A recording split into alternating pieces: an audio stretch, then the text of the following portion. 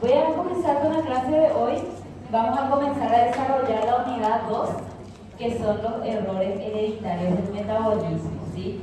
Para esto vamos a ir recordando algunas veces a los aminoácidos, a los carbohidratos nuevamente, y a los líquidos también. Y vamos a recordarnos un poco de la función de lisosomas y mitocondrias, ¿sí?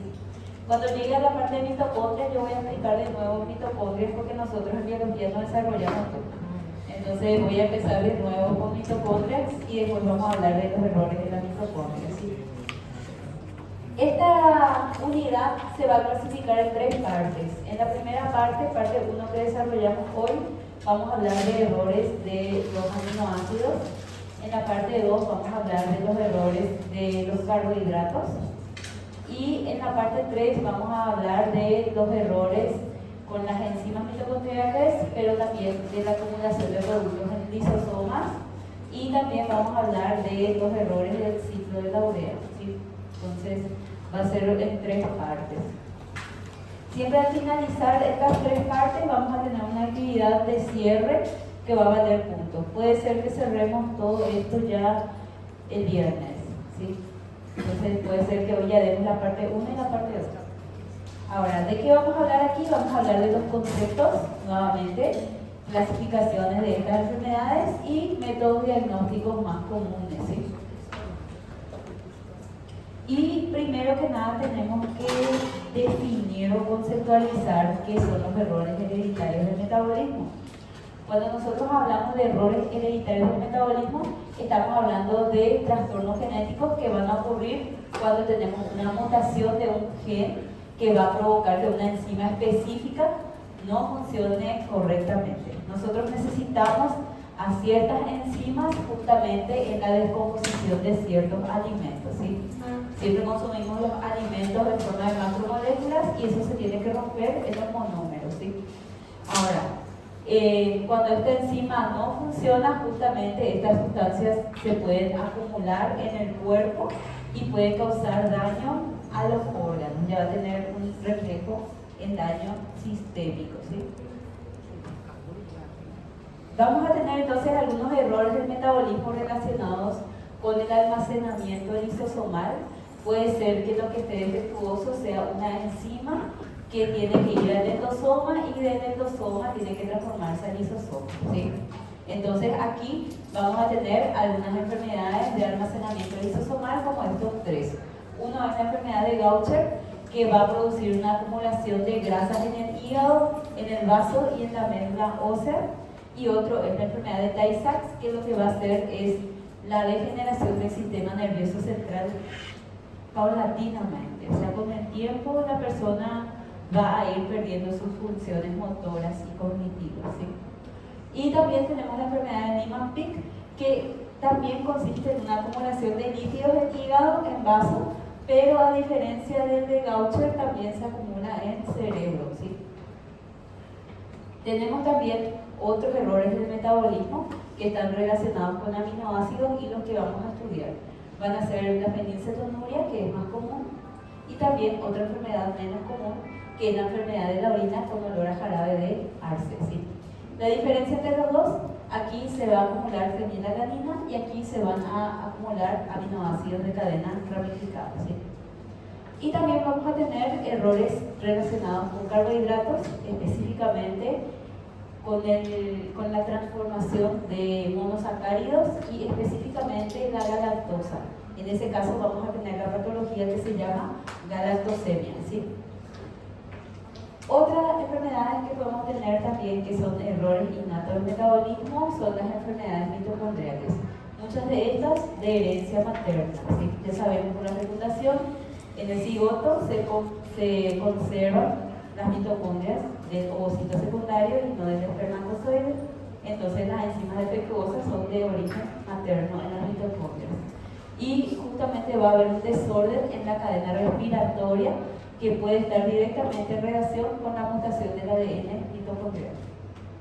Y también tenemos a los defectos de la urea, que va a estar relacionado con el procesamiento del amoníaco, ¿sí? Entonces vamos a dividir en 3 bloques esta clase, o sea, esta unidad. Primero tenemos a la galactosemia y la les tengo que hablar primero de fenilcetonuria. Disculpen. Son igualitos. Aquí.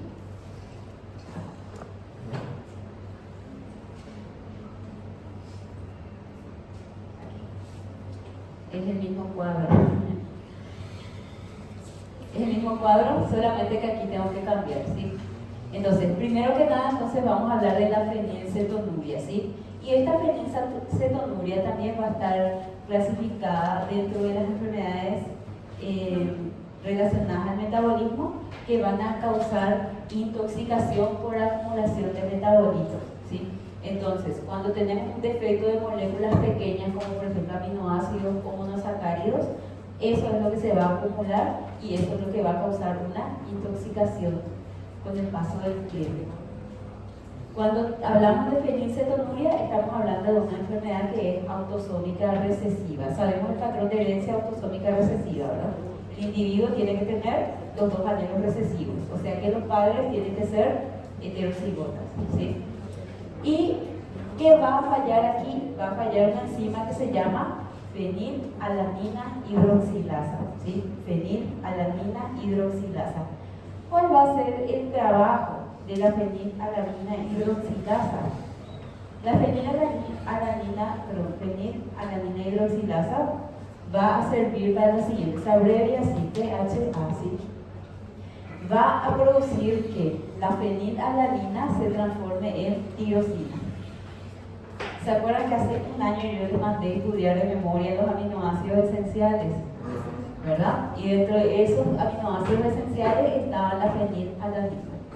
Entonces, la fenilalanina la vamos a introducir con la alimentación y va a estar presente en prácticamente todas las proteínas de origen natural, vegetal y animal.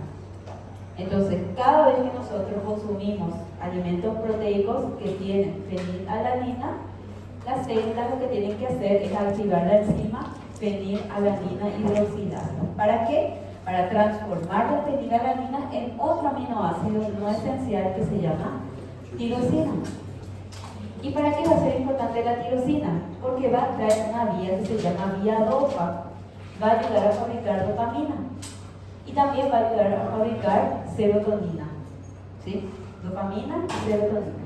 A partir de la dopamina, nuevamente vamos a tener la formación de adrenalina, noradrenalina y también vamos a tener la formación de un pigmento que se llama melanina, que justamente va a ser responsable de la pigmentación de la piel, del cabello, ¿sí? De los ojos. Entonces, ¿qué ocurriría si es que no funciona la fenilalanina hidroxilasa? No tendríamos tirosina, entonces tampoco tendríamos esta vía dopa. Y nosotros necesitamos dopamina y serotonina en edades tempranas para el desarrollo cognitivo. Y necesitamos también adrenalina y noradrenalina para la regulación de algunas sales y de algunos carbohidratos. Y necesitamos melanina para la correcta pigmentación de la piel, ¿sí? Entonces, vamos a mirar atrás. Bueno. ¿Cómo usted habló de la melatonina? Melanina. No, melanina, sí. Melanina mismo. ¿La melanina tiene alguna cosa que ver con personas que son albinas? No.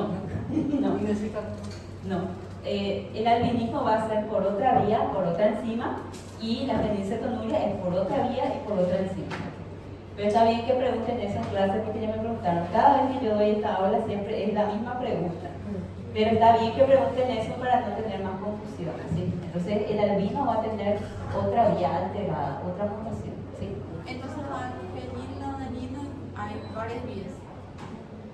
La fenilalanina, a través de tirosina, nos va a ayudar a formar melanina por una vía, pero hay otras vías más.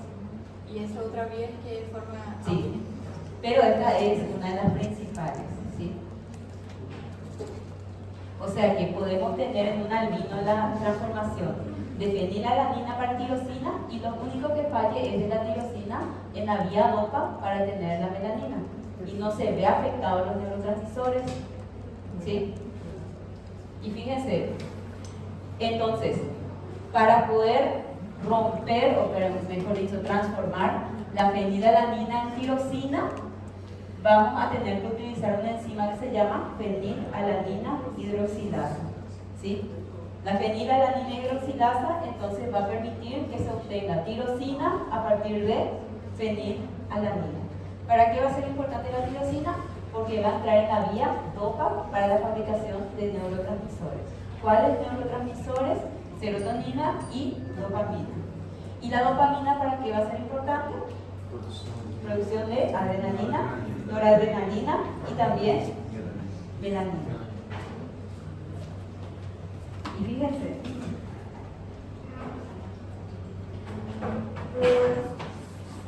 nosotros tenemos mapeado, esto está como un pin de ubicación, ¿sí?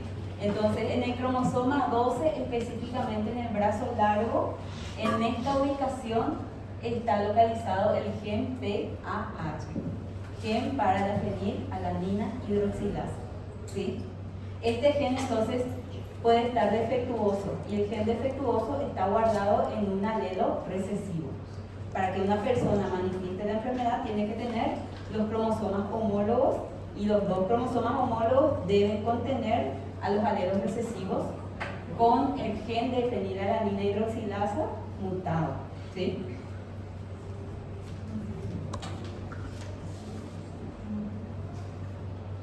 Ahora vamos a mirar este esquema. Hasta ahora entonces dijimos que a partir de la proteína dietaria nosotros podemos obtener fenilalanina. Esta fenilalanina puede sufrir dos transformaciones. Uno, puede transformarse en ácido fenilpirúvico, pero esto en menor cantidad. Mayor cantidad de qué se tiene que transformar? Tirosina, para que entre en la vía DOPA y ya sabemos la historia, ¿sí? Ahora, ¿qué pasa si no funciona la fenilalanina hidroxilasa? Vamos a tener una patología que se llama fenilcetonuria. Se le abrevia así, PKU, ¿sí? Entonces, cuando tenemos un corte de esa enzima, no tenemos producción de tirosina. Entonces, ¿qué se va a observar en la persona que tiene esta deficiencia de enzima? Donde se ve comprometida la vía para la formación de dopamina, va a haber alteraciones neuropsiquiátricas. Donde se ve comprometida la vía para fabricar otras proteínas, vamos a tener alteraciones de crecimiento. Porque la tirosina también va a ser importante para la hormona de crecimiento, ¿sí? Y también, otra cosa, vamos a tener alterada esta vía, no vamos a tener melanina, entonces la persona va a presentar hipopigmentación, ¿sí? Entonces, características de una persona con fenilcetonuria en general: hipopigmentación, alteraciones de crecimiento y alteraciones neuropsiquiátricas. Entonces, profe, fenilketonuria es la enzima que es responsable por esa conversión de fenilalanina y tirosina.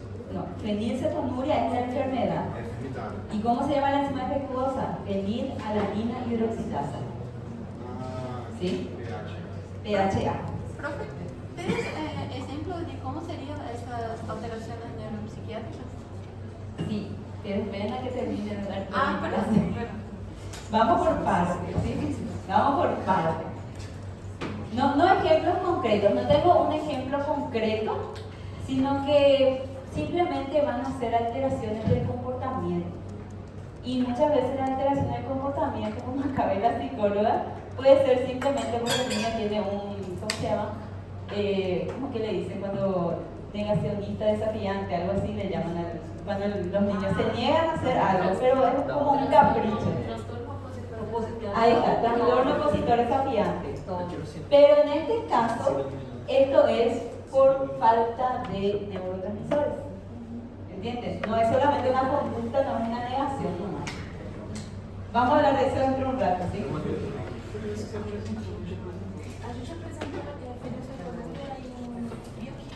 ¿Sí? Aquí, bueno. Entonces, ay, me hubieran dicho para que ustedes den corazón. No, Bueno, continuamos, ¿sí? Fíjense, aquí hay otra imagen que puse también. Esto es más de lo mismo que estábamos viendo, ¿sí? Entonces, justamente necesitamos tirosina para la producción de melanina, también de dopamina, de noradrenalina, de adrenalina, de serotonina, obviamente antes, y tirosina, ¿sí? Ahora, signos y síntomas, ¿qué es lo que se puede observar en estos niños? Si es que no están tratados, porque tienen un tratamiento. La pigmentación del cabello, la pigmentación de los ojos y la pigmentación de la piel siempre va a estar en un tono más claro que el de todas las familias, ¿sí? Y eso va a ser justamente porque no puede sintetizar la cantidad de melanina que debería sintetizarse para el gen que codifica su fenotipo, ¿sí? Ahora, ¿qué más? Generalmente en las poblaciones de escasos recursos o en poblaciones rurales vemos mucho de esto. Esta posición de manos y pies. Generalmente son niños que tienen, por ejemplo, 4 o 5 años y ellos no caminan. Ellos están ahí sentados, siempre se les ponen en una silla y están así con estas manos, ¿verdad? Y con los pies también doblados, e incluso ellos no pueden hablar y también tienen como una ligera, ¿cómo se dice?, caída del cuello, ¿verdad? Seguramente que en alguna vez ustedes fueron a alguna comunidad de escasos recursos y vieron eso, ¿verdad? Y el niño, si ustedes le ven, parece que está desnutrido porque hay otro signo de desnutrición que es el cabello más amarillo. Pero acá ustedes ven que el niño está es más claro que los hermanitos, ¿verdad? Entonces, una cosa es diagnosticar, y otra cosa es tratar, y otra cosa es tener presupuesto para que la familia pueda tratar, ¿verdad? Entonces, ese es el triste caso de la gente que no tiene las posibilidades ni el conocimiento para poder tratar a sus niños, ¿sí? Entonces, fíjense, en el caso de niños que no sufrieron ningún tipo de tratamiento, pacientes menores de 7 años que padecen la fenilcetonuria y que no han tenido un adecuado control dietario, suelen desarrollar discapacidad intelectual grave y irreversible. Prácticamente estos niños ni siquiera les envían a la escuela ningún apoyo pedagógico porque los padres luego ya desisten de ellos, ¿sí? Y también, además de eso, pueden tener epilepsia, también pueden tener algunos problemas de comportamiento, pero que son de origen psiquiátrico, porque justamente les faltan neurotransmisores, ¿sí? Y también van a tener problemas con el movimiento, porque justamente también sus extremidades ya están prácticamente atrofiadas, ¿sí? Y tienen un olor característico, el cuerpo tiene un olor característico que es el olor a humedad por la acumulación de los productos de desecho. Se acumula fenilalanina y ácido fenilpirúvico, y eso hace que tenga ese olor característico a humedad, ¿sí? La gente va,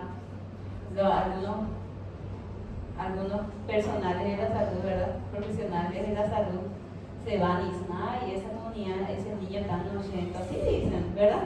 Así hay mucha gente que tiene título universitario y dice, ay, no, ese niño no es inocente, sucio, que no le bañan, que tiene un olor a humedad, que no le bañan correctamente, pero no es cierto eso, es porque si tiene fenilcetonuria siempre va a tener ese olor de humedad, no importa cuántas veces se bañen. Y no importa cuántas veces le ataquen a los padres, lo único que van a hacer es estigmatizarle a los padres y al pobre niño, ¿verdad?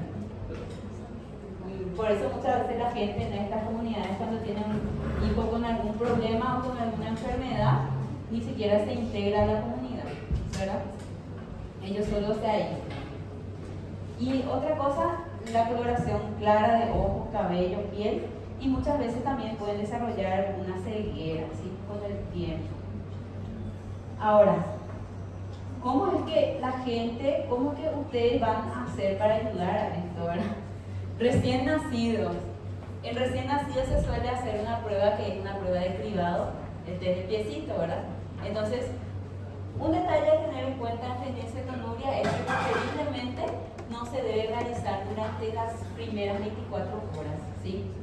¿Por qué? Porque nosotros tenemos una cantidad de fenilalanina que va a aumentar después del parto, ¿sí? Porque fíjense, durante la gestación la madre todavía tiene la enzima para poder metabolizar fenilalanina tirosina, pero después del parto ya no, ese niño ya carece de algún soporte. Entonces él queda solo trabajando con su propia enzima.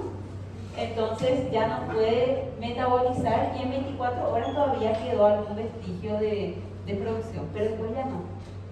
Entonces esperar 24 horas desde que nació el niño, un día después, a partir de un día hasta 7 días pueden hacer las pruebas de cribado, ¿sí?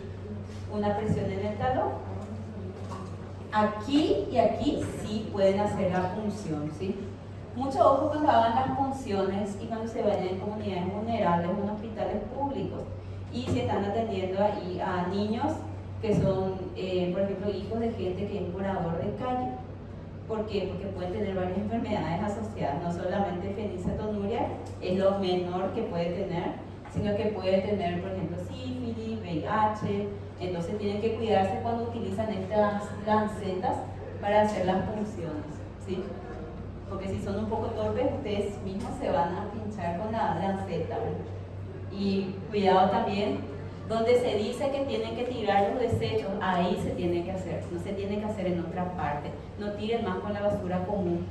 ¿Y qué pasa? Algunas veces nosotros, porque estamos tocando nomás muestras anatómicas de plástico en el primer año, no queremos usar guantes y tiramos nuestra basura donde sea. Y si nosotros arrastramos ese mal hábito en 6 años, nos vamos a ir al hospital y vamos a hacer la misma cosa. ¿Entienden? Entonces, depende mucho de ustedes y además que más para adelante ustedes van a ser la máxima autoridad en un hospital y cómo ustedes le van a exigir a los otros si ustedes no cumplen, ¿no? Entonces, entre paréntesis, se hace desde el piecito, las gotas de sangre se colocan sobre estos puntos que tienen unos reactivos para poder identificar, que están estandarizados, ¿sí? Específicamente para fenilcetonuria y otras patologías más, ¿sí? Más comunes. Entonces, ¿qué pasa si es que en esta prueba de cribado ya da positivo a la fenilcetonuria? ¿Qué es lo que hay que hacer? Hay que hacer un tratamiento y el tratamiento consiste básicamente en la dieta, ¿sí? ¿Qué es lo que hay que retirar específicamente? Se tiene que retirar la fenilalanina de la dieta. Y nosotros dijimos que la fenilalanina estaba prácticamente en todas las proteínas de origen natural, vegetal y animal. Entonces, la dieta va a consistir en alimentos bajos en proteínas y fórmulas libres de fenilalanina. Y también se puede ayudar, pero no curar. Se hace un tratamiento farmacológico con un fármaco que es el BH4 y que va a mejorar la actividad enzimática residual, ¿sí? Y también se hace un monitoreo constante en la cual se hace una medición regular de los niveles de fenilalanina en sangre, ¿sí? O sea que nosotros podemos tener y obtener a partir de la sangre algunos niveles de fenilalanina, ¿sí? Podemos tener una muy baja, que vamos a tener más o menos 120 a 360 milimol por litro, y esto va a ser una concentración que no va a producir ningún fenotipo. O sea, el niño con esta concentración de fenilalanina en sangre no va a desarrollar nada, va a ser el fenotipo benigno, ¿sí?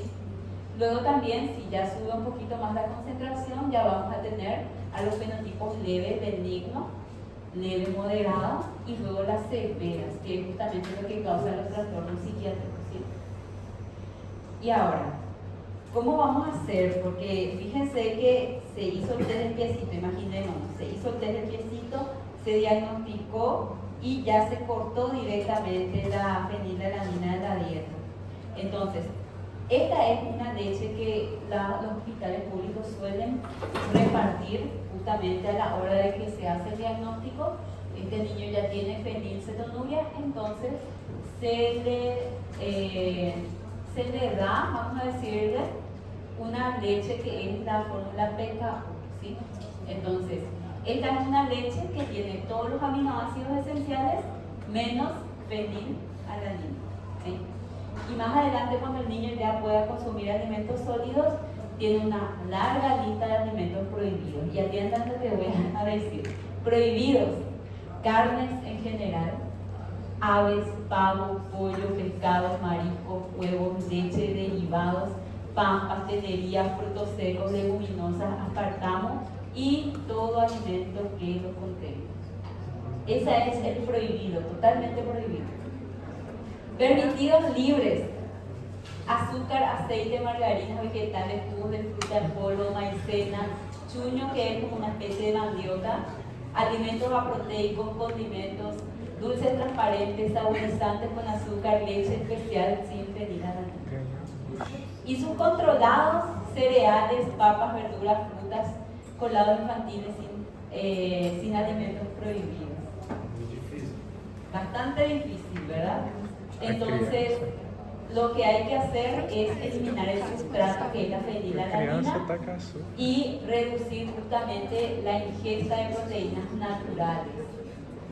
Pero esto es fácil hacerlo en un bebé, pero es prácticamente insostenible en un niño, en un adulto, porque la persona que nace con fenilcetonuria muere con fenilcetonuria, no hay de otra. No es que se van a curar, nunca se van a curar ellos. Eso tienen que tener bien, ¿sí? Entonces, se le hace una suplementación con la fórmula especial PKU, y la fórmula especial PKU, ¿qué es lo que tiene? También tiene un suplemento de tirosina, porque no puede fabricar tirosina y necesita tirosina para la vía dopa y para la melanina, ¿sí? Y también esta suplementación tiene vitaminas, minerales y sustancias antioxidantes. Ahora, ¿qué es lo que hay que hacer también? Un acompañamiento nutricional, siempre. Entonces, la evaluación nutricional se va a basar en 4 parámetros: el antropométrico, el bioquímico, el clínico y el dietético, ¿sí? ¿En qué va a consistir el antropométrico? Siempre en todos los controles que tengas del niño se va a controlar el peso, la talla, la circunferencia cefálica, ¿sí? Y esto en pediatría van a ver que hay como unas curvas de crecimiento de la OMS en la que se ve si es que para la edad del niño esto está en rango o no, ¿sí? Si es que no está en rango, se tiene que hacer un acompañamiento nutricional para poder darle todos los nutrientes posibles y que el niño pueda crecer y llegar a ese rango de crecimiento, ¿sí? Otra cosa que tenemos que tener en cuenta también, el parámetro bioquímico: medir los niveles de proteínas, los aminoácidos y las vitaminas, porque este niño, a medida que va creciendo, va a tener un requerimiento nutricional, ¿sí? Clínicos: signos de deficiencia como en piel, la decoloración y también el cabello. Y también otro parámetro que es el dietético: la ingesta de energía y nutrientes. Este niño, a medida que pasa el tiempo, siempre se le tiene que hacer un seguimiento, y la evaluación nutricional va a servir para que, según su talla y su peso, que debe estar en el rango, también según su talla y su peso se tiene que calcular las calorías que necesita este niño para mantener su sistema durante cada día. ¿Entienden? ¿Cuántas calorías mínimas necesita un niño para poder sostener todo su metabolismo para un día? Entonces se hace una dieta. Si ustedes se van, por ejemplo, al nutricionista, el nutricionista les va a hacer una dieta especial para ustedes y les va primero a medir, les va a pesar, les va a preguntar cuáles son sus actividades diarias, y de acuerdo a eso van a hacer el cálculo de cuántas calorías ustedes gastan en un día. Y de acuerdo a eso les hace su dieta: lunes, martes, miércoles, jueves, viernes, sábado, domingo, ¿verdad? Entonces, así también se le va a hacer a estos niños, de acuerdo a todos los requerimientos nutricionales y a todos esos parámetros, ¿está? Y también algunas veces algunos nutrientes y algunos fármacos pueden interferirse entre ellos. Entonces también, hasta cuando se le va a medicar a este niño, hay que ver con qué droga se le va a medicar para ver si puede estar el fármaco cortando alguna vía de algún nutriente. Porque que se corte la vía de nutrientes para mí no es nada, pero para este niño no, porque depende específicamente de los nutrientes y la forma. ¿Sí? ¿Hasta aquí? Una persona com essa enfermidade é possível ser uma pessoa fuerte ou Sí. sempre queda débil? Esta persona va a ser normal. Fíjense, uno se pone débil cuando no consume las cantidades de calorías específicas nomás para afrontar el día. Pero este niño, si es que tiene el acompañamiento, va a tener una vida normal. Imagínense la importancia del diagnóstico temprano Y también de que los médicos identifiquen ya qué es lo que tienen que hacer. Porque ¿qué pasa si algunas veces, sí, te necesito, sí, este niño tiene fenilcetonuria? Y el doctor dice, no, vamos a cortarle la leche materna nomás. Aparte que va a estar desnutrido, va a estar intoxicado, no sé, porque le van a querer dar una fórmula cualquiera. ¿Entiendes? Y este niño eventualmente ahí es cuando puede desarrollar todos esos problemas que vimos anteriormente, ¿está? Entonces, si se sigue bien ese tratamiento que estaba comentando, no vamos a tener secuelas. O sea, ni van a notar que esta persona externamente tiene fenilcetonuria, ¿sí? Pero como ven es muy difícil y es muy caro, ¿verdad?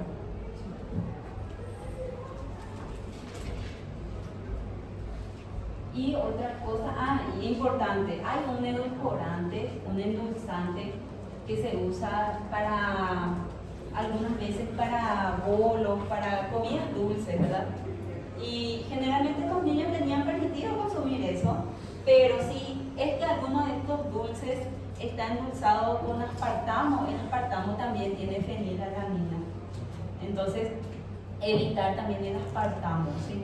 Entonces, específicamente, todas las proteínas de origen natural, descartarlas de la dieta y mirar las etiquetas de los alimentos, tienen que estar libres de aspartamo, ¿sí? Es muy difícil. Lo más difícil es que ustedes le van a decir esto a su paciente y su paciente no va a cumplir. Ustedes le van a querer agarrar el cuello así de su paciente, pero no pueden porque ustedes salvan vida, no matan a nadie. Professora, ¿Entienden? a idade de maior risco é até os 7, depois dos 7 é um pouco mais tranquilo de controlar. Es un poco más tranquilo. Fíjense, a medida que va pasando el tiempo, hasta 7 años, ¿por qué? Porque nosotros estamos teniendo aquí mayor control justamente en el desarrollo del niño, en su crecimiento. Entonces, en todas las etapas en las que implica, por ejemplo, desarrollo cognitivo, nosotros necesitamos cuidar mucho la dieta para no tener este tipo de daños irreversibles. ¿Sí? Ahora, claro, eventualmente pasados los 7 años hay menos peligro, pero tampoco hay que relajar la dieta ni dejar de hacer la dieta. Que algunas veces, ¿qué pasa con el paciente? A los 7 años está perfecto su hijo y dice, no, yo ya no le voy a dar más porque ya se curó. Y esto no se cura, eso es lo que le tienen que agarrar así de su cara a su paciente y decirle, esto no se cura, señora, señor, abuela y abuelo, porque ¿qué pasa? El problema algunas veces los padres siguen al pie de la letra todo, y el abuelo, ay no, nos invitaron a los convites, los cumpleaños, y vamos a darle de comer acá la carne y no sé qué, ¿verdad? La hamburguesa. Le intoxicó a su nieto prácticamente, ¿sí? Entonces, tener en cuenta todos esos detalles también cuando se reciben estos casos, ¿sí? Fíjense, ¿qué pasa?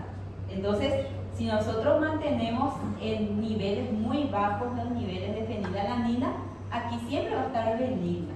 Pero algunas veces puede ser que se salga un poco la dieta y salte a esta concentración, que es una zona gris, que es la de leve benigna.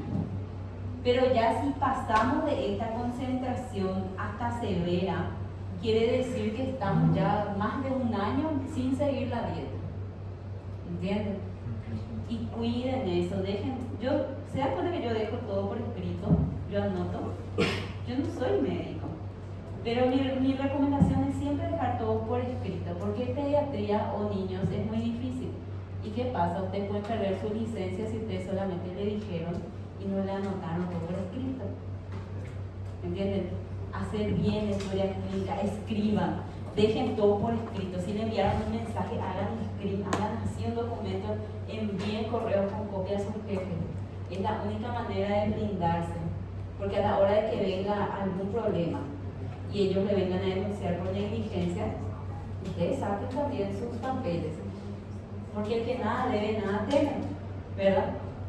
Nada debe el buen estudiante de medicina y nada teme. Y nada debe tampoco el buen médico que justamente se tomó los 6 años en serio, estudió de verdad y siempre todos los días intenta hacer bien su práctica. Entonces, si ustedes están cumpliendo, no dejen que alguien que no cumple salga y salte sobre ustedes. ¿Entienden? Entonces, ahora por ejemplo ustedes están reaguantando, tienen sueños, pero están aguantando acá hasta las 5 de la tarde que van a aguantar, ¿verdad?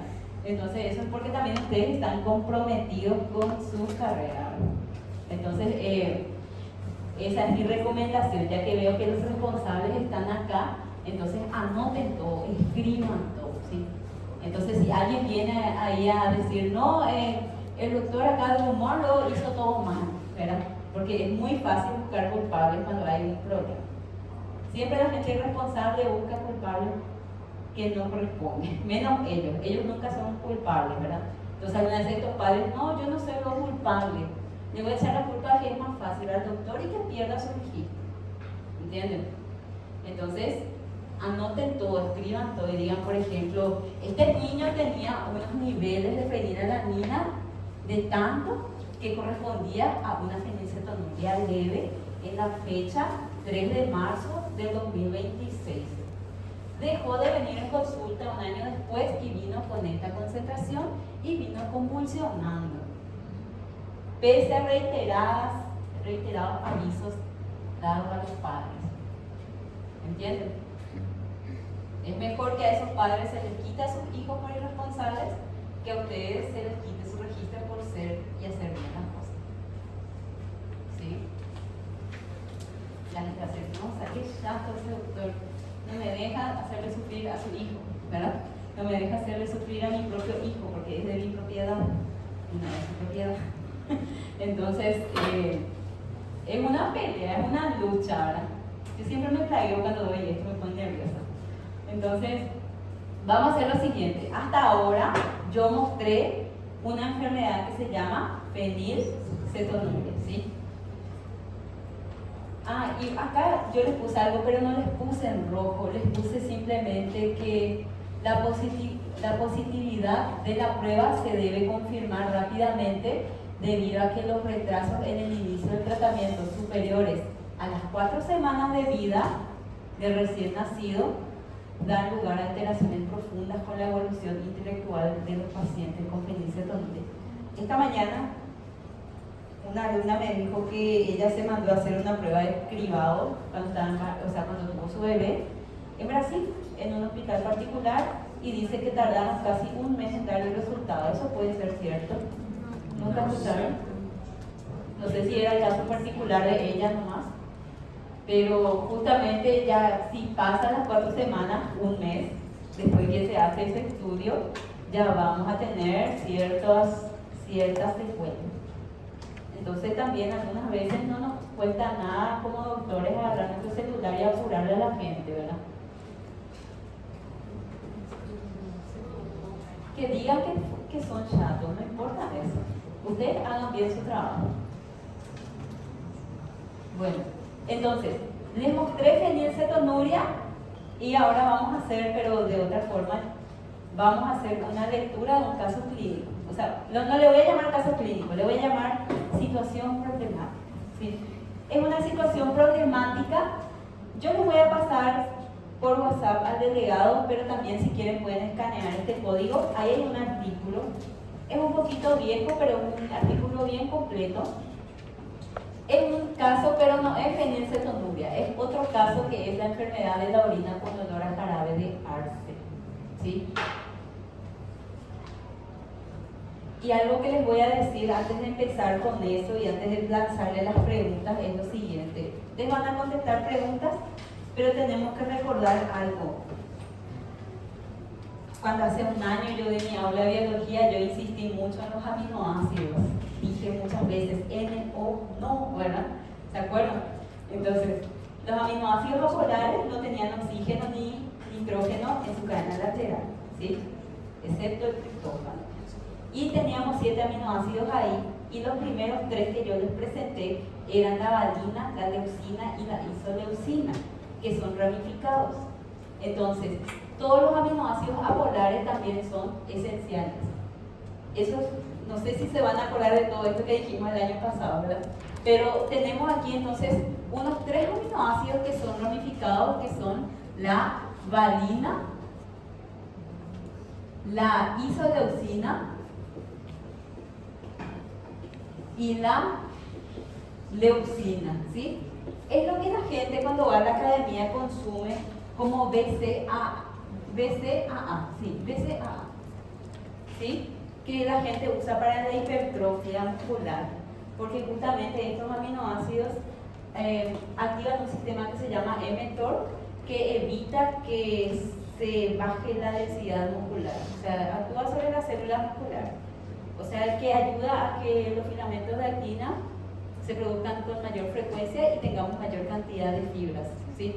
Entonces, estos 3 aminoácidos también van a estar relacionados justamente con la formación de músculo, pero también estos 3 van a ingresar en la cadena respiratoria en el ciclo de Krebs. Va a ser importante para la síntesis de ATP, ¿sí? Y otra cosa más, va a ser importante en mitocondrias y va a ser importante para músculo. Creo que eso es lo que quería decirles. Y también va a ayudar a que se regule la homeostasis del sistema, porque algunas veces se pueden utilizar algunos radicales libres de estas cadenas laterales para poder, por ejemplo, formar iones hidrógeno y regular el pH del sistema, ¿sí? Teniendo en cuenta eso, quiero que lean ese artículo en 10 minutos.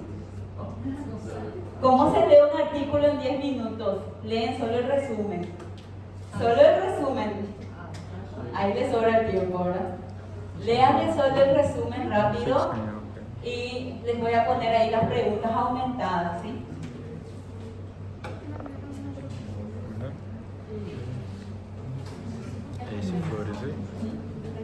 No es para entregar, es solamente para poder analizar el caso juntos, ¿sí?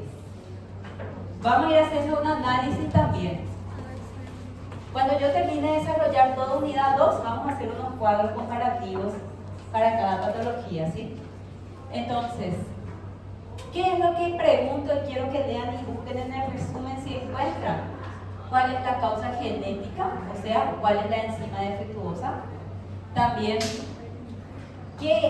cómo la acumulación de aminoácidos ramificados, que son la valina, isoleucina y leucina, afecta al metabolismo y al sistema nervioso. Yo ya les di una pista, les dije que estos aminoácidos eran importantes para el músculo y para las mitocondrias.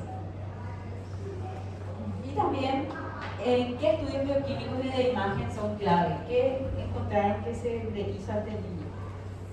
Y también el tratamiento, qué manejo nutricional y farmacológico se hizo en este caso, ¿sí? Unos 10 minutitos y después leemos juntos también para revisar, ¿sí? Entonces quiero que intenten hacer lectura rápida y buscar los puntos importantes.